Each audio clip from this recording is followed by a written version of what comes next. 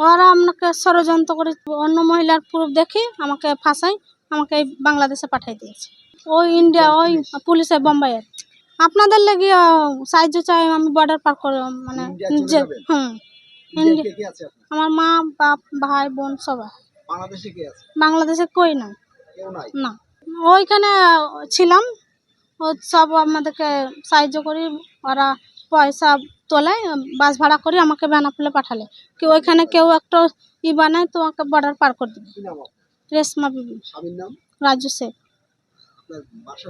Khagra post office. এটা আমার ছেলে।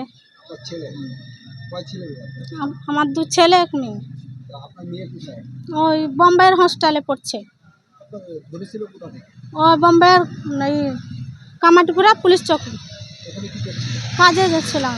হ্যাঁ, রোড থেকে উঠালছে, না আরো মহিলা সব পাঠালছে। হ্যাঁ হ্যাঁ, মহিলা ছেলে সব স্বামী স্ত্রী, কেউ মায় বেটা আছে। অনেকক্ষণই দেখতেছি, ওনার সাথে কথা বললাম, যা বুঝলাম তারা অবৈধভাবে পাঠাইছে। তা আমার বাংলাদেশ সরকারের বলি যে তাকেও যেন ওই দেশে পাঠিয়ে দেওয়া হোক। আমরাই পাই না খাতে, তাহলে বাইরের লোক আমরা কেন রাখবো? থেকে ঘোরাফেরা করছে আর কি। তার তথ্য মতে কথা মতো শুনে বুঝলাম উনি ইন্ডিয়ান নাগরিক। ওনাকে জোর করে পুশিং করে বাংলাদেশে পাঠিয়ে দেওয়া হয়েছে আর কি। এটা আসলে উচিত না আর কি।